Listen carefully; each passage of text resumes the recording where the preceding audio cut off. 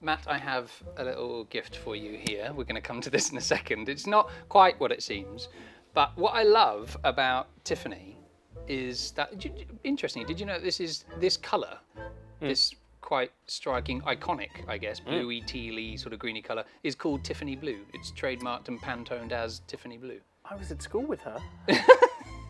No, you weren't. I wasn't. All these lies. That is amazing, and it is iconic. It's interesting, isn't it? Yeah, you know it from afar. Interestingly, Tiffany didn't start as a jeweller's. So now I guess it's known all over the world as one of the most iconic jewellers, and everybody wants this, right? They want the gift bag, they want the stuff inside the gift bag, it's all really cute. But Tiffany was launched in 1837 as a stationer's.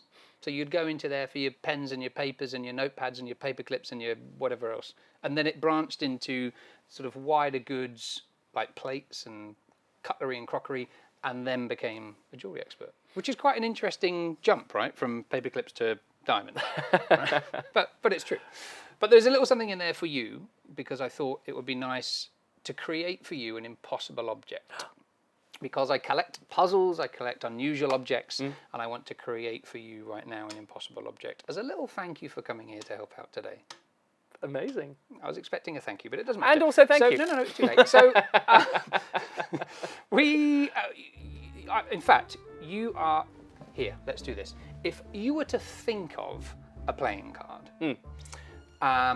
any playing card at all, I was going to ask if you have a favourite card, but you look like the sort of person that's probably got friends. So think of a playing card. What playing card would come to your mind? 8 of diamonds. The 8, we have to check that we have the 8 of diamonds first. Why the 8 of diamonds? Well, I thought of something and then I changed it, and that was what popped up. Fine, that's as good as any. Are you left-handed or right-handed? Righty. You're a righty. I'm a lefty, so this is probably not going to go very well.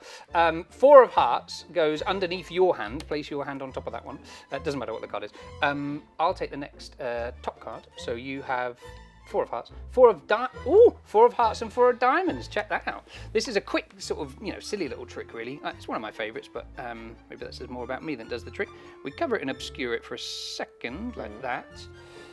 4 of diamonds turns into the 4 of hearts. So if I've got the 4 of hearts, a little look underneath your hand. I don't want to. What do you? I'm not going to force you to, but it would help everybody concerned.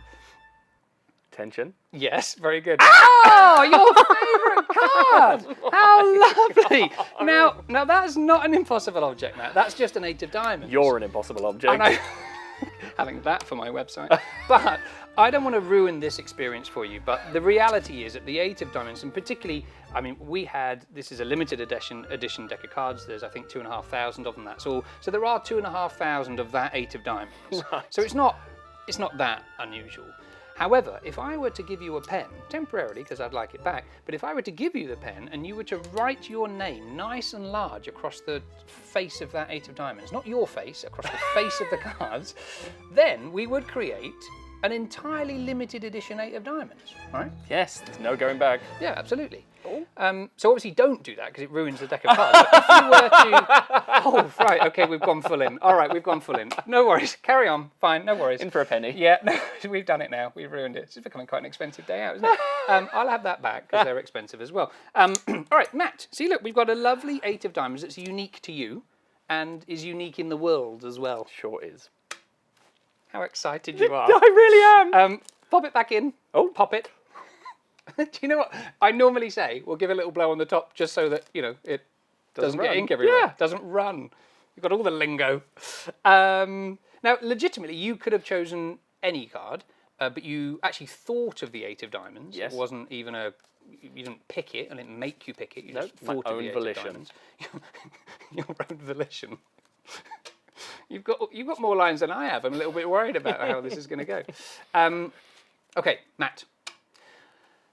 The cards are sort of less important, but legitimately you could have anyone out of interest because people might ask at the end, is there, like in the comments, because obviously they're not going to ask here, but is there any reason in particular why you thought of the 8 of diamonds? Is there a... I went to a heart first of all, and that's what I changed. But actually, 16 is my favourite number. But there's no 16 of any suit, so I halved it and went to 8. And that's when the intervention starts. Right. I wish I'd not asked. I'm gonna be honest, but fine.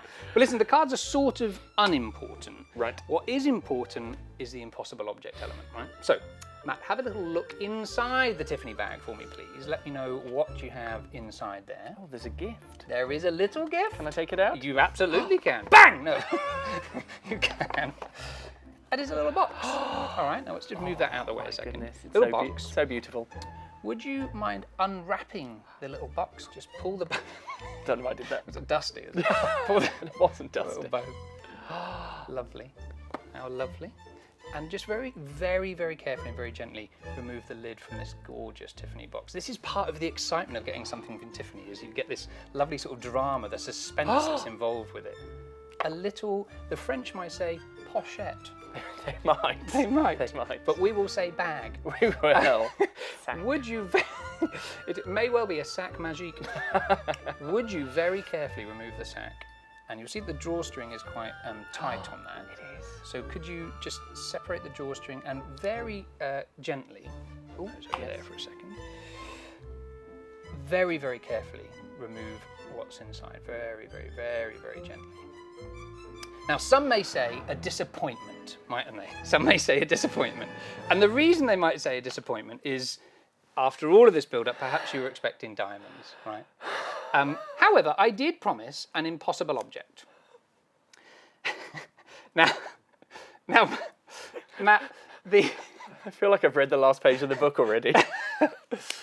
Matt, the lovely thing about all of these little bits, let's just chuck all of this away out of here, is that this is for you. This is a gift. And I said at the very beginning I wanted to create an impossible object. Yes. Now, inside the bag, inside the box, inside the bag, the little pochette,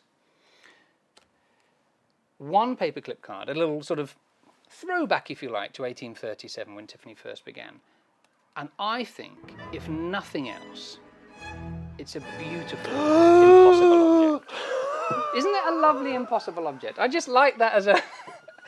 and this you can keep. I don't want to. Absolutely keep. In fact, what I might do is you can put it all in here if you want, as a little ode. Would you like to pop it back on the paperclip? Here. Let's grab all these. You can fold it up, pop it back in the paperclip, back in the bag, as a little gift for you to take home. It's fine. It's your name. That's me. I recognise that. Thanks, Matt. Wowzers. Have you had a more impossible object? I have not. Have you ever had an impossible object? No, that neither. So the benchmark was pretty low to start with then. I've also never had blood pressure this high. Imagine living with me. No, take a moment. Imagine living with me. There you go. You can keep that as a little souvenir. Wow, thank you. It's a pleasure. Incredible.